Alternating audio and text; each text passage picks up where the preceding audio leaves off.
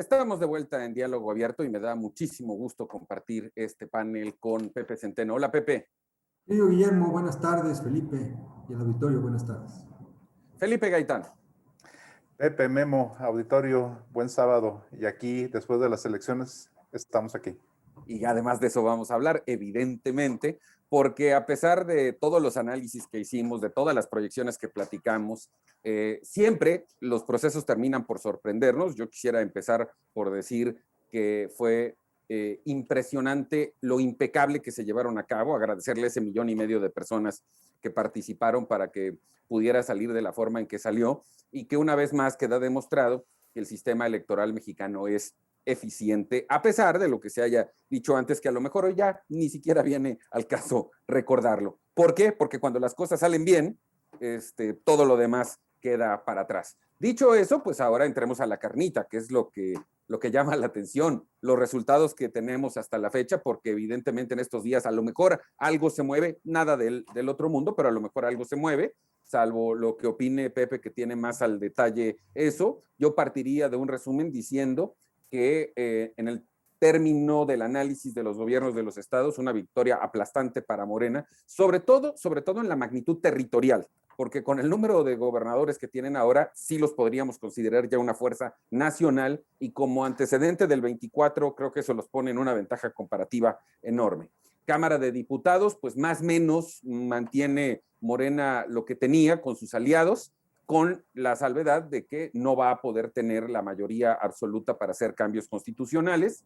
Por ahí algunos panistas y priistas están festejando de más, desde mi punto de vista. Yo creo que en el caso del PRI, ya lo analizaremos más adelante, si no se aplican a cumplir el mandato del voto, podrían incluso desaparecer. Y claro, lo de la Ciudad de México, que ahí sí, a todas luces, es una derrota monumental para Morena. Pero y también como parte del análisis decir que esta fue una elección, como la preíamos, plebiscitaria. Estás con el poder o estás en contra del poder, y creo que el mandato para el PRIAN-PRD es equilibrio.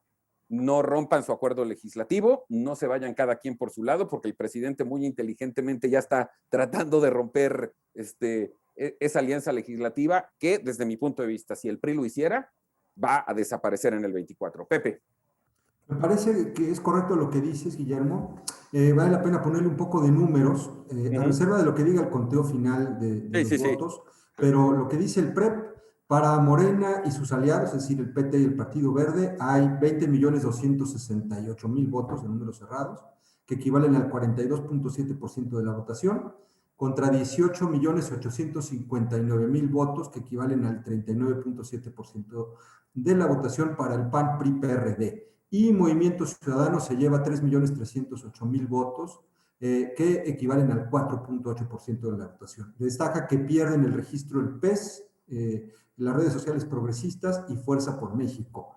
Esto quiere decir que de la participación de votos que tuvo cada una de estas dos megafuerzas políticas, en términos de diputados, el 55% de la Cámara es de Morena y sus aliados, 275 diputados, a reserva también de las impugnaciones y lo que quede en el conteo final, contra 201 diputados de la coalición opositora, que equivalen al 40.2%. Esto es equilibrio de fuerzas. Morena por sí sola ya no puede ni siquiera pasar una ley, es decir, el presupuesto, la cuenta pública, tendrá que ser negociada primero con sus aliados y en todo caso también con algún partido fuera de su alianza. La Constitución ya no la puede cambiar tampoco con sus aliados, necesitará necesariamente de acuerdos políticos. Esto es un mandato ciudadano de más equilibrio en las cámaras, de menos discrecionalidad en el ejercicio del poder por parte del señor que vive en Palacio Nacional, y yo diría que hay algo muy, muy importante, una fractura, una división. Si vemos el mapa de los distritos, veremos que todo aquello que no es color guinda, color morena, que es prácticamente todo el territorio nacional es guinda, pero lo que no es guinda son los distritos de las grandes zonas urbanas del país, en los estados, las capitales, y donde está la gente que trabaja, que todos trabajamos, pero los que trabajan y pagan impuestos, mientras que en el otro lado, la zona guinda, están los que trabajan y reciben los beneficios sociales. Es un mapa como en Estados Unidos, en la era de Trump, como está pasando ahora mismo en Perú, en donde están confrontados las dos fuerzas políticas, en donde hay una clase media con un nivel educativo superior al promedio, que favoreció a la alianza opositora, mientras que la población con menor escolaridad y menores ingresos favorecieron a Morena. Felipe. Pepe, Memo, estos datos que da Pepe me parecen relevantes, sobre todo entendiendo la dimensión, cómo se van componiendo las fuerzas políticas. Y yo quisiera, como tú dijiste, Memo, reconocer al INE el trabajo que hizo y a los ciudadanos que estuvieron al pie del cañón, estuvieron sacando el proceso electoral. Y como vimos, cada elección, inmediatamente los candidatos y los jefes de partidos salieron a decir ganaron, ganaron y daban cifras alegres por todos lados. Era un triunfalismo que a veces llegaba a agobiar. Pero el INE salió y puntualmente dijo, a ver, señores, estos son los conteos, esto es lo que hay, y calmaron las aguas. Esto fue importante porque, si ustedes recuerdan, habíamos avisorado ciertas nubes de conflicto postelectoral que no están exentas todavía, pero no de la magnitud que estábamos pensando. Eso por un lado. La otra, este triunfalismo de los partidos, incluido Morena, me parece exagerado. Me parece que llevan al extremo sus propios triunfos cuando no lo son del todo. Morena perdió terreno, es bien, tú mismo lo dijiste, Memo, ganó terreno electoral, es una fuerza en el terreno, pero no así en la parte legislativa. Y en el caso del PAN, el PAN, bueno, me llamó la atención una declaración de Marco Cortés, particularmente que le preguntan, bueno, ¿por qué estás tan feliz si perdieron gubernaturas? Y él dice, no importa, ganamos el Congreso. No ganaron el Congreso tampoco, o sea, lograron colocarse y aumentar, pero haber descuidado lo local me pareció que tiene un costo muy importante y va a tener un costo muy importante para el 24. Y en el caso del PRI, el PRI creo que es el gran perdedor de Sin duda. porque pierde las gubernaturas. El PRD ya ni digo, porque era ahí más o menos un agregado cultural en el Pero parte. salvó el registro, ¿eh? Salvó el registro. Salvó. Igual, creo que la gran sorpresa de que no tanto fue el verde, colocarla como la gran bisagra. Habíamos avisorado que podría haber un partido bisagra y ese sigue siendo el verde. Ni siquiera Movimiento Ciudadano. Movimiento Ciudadano no fue tampoco el gran ganador de esto. Entonces sí logró colocarse como una fuerza que se conoce, pero todavía no convence a la ciudadanía. Digo, final de cuentas, Nuevo León se ganó, es cierto, pero más por figuras mediáticas, tuiteras y todo lo que tú quieras, pero Pero a ver, te doy un dato porque esto es muy...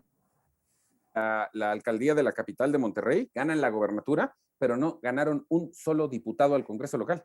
Va contra el Congreso. Y esa es otra de las cosas, y puntualmente lo digo nada más. En el caso de la ciudadanía, aquí lo que podemos ver, y será interesante analizarlo, el voto dividido. Porque precisamente en Nuevo León no le entregan el Congreso a Samuel, sino que se lo dan a las otras fuerzas. En el caso de Tamaulipas tampoco se lo dan al gobernador, se lo dan a Morena. Y lo podemos ir haciendo un análisis estado por estado y nos vamos a dar cuenta que al final de cuentas los ciudadanos que votaron por equilibrios. Equilibrio, esa es la palabra. Y entonces creo que el mandato es muy claro, o sea, pónganse de acuerdo, pónganse a trabajar, no polaricen más esto. Y Ciudad de México, final de cuentas, con estos cierros, Ciudad de México es la gran derrota de Morena y de los prospectos, de los dos prospectos a la presidencia. Bueno, faltan 3 años. En el siguiente bloque continuamos con el análisis, porque además déjeme decirle que esto no se va a acabar en este programa. Vamos a tener todavía mucho tiempo por delante para ir haciendo análisis de lo que dejó este proceso electoral. Mientras tanto, vamos un corte. Volvemos de inmediato aquí a Diálogo Abierto en Grupo Fórmula.